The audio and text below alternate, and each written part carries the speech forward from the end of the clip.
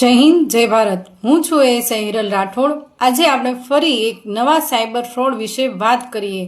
ઘણીવાર તમને તમારા મિત્ર અથવા સગાવાલા એમ જણાવતા હોય છે કે હું તને 5-6 હજાર આપું, તું મને તારા નામે ખાતું ખોલાવવા દે અને હું જે પૈસા નાખું એ તારે પૈસા ઉપાડીને મને આપી દેવાના છે। તો આપણે નજીવી કિંમતની લાલચમાં આવીને એ વ્યક્તિ અથવા મિત્રને ખાતું ખોલાવી આપીએ છીએ અને પાછળથી એવું બને છે જ્યારે સાયબર ફ્રોડનો ગુનો બને છે અને તપાસ થાય છે ત્યારે એ બધી તપાસ તમારી ઉપર થતી હોય છે। હકીકતમાં ગુનેગાર તમે થતા હોય છે।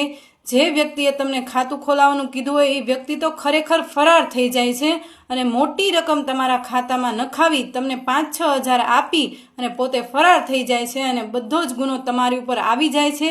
એટલે ક્યારેય તમારે કોઈ પણ વ્યક્તિને તમારા નામે ખાતું ક્યારેય ખોલાવી નથી આપવાનું।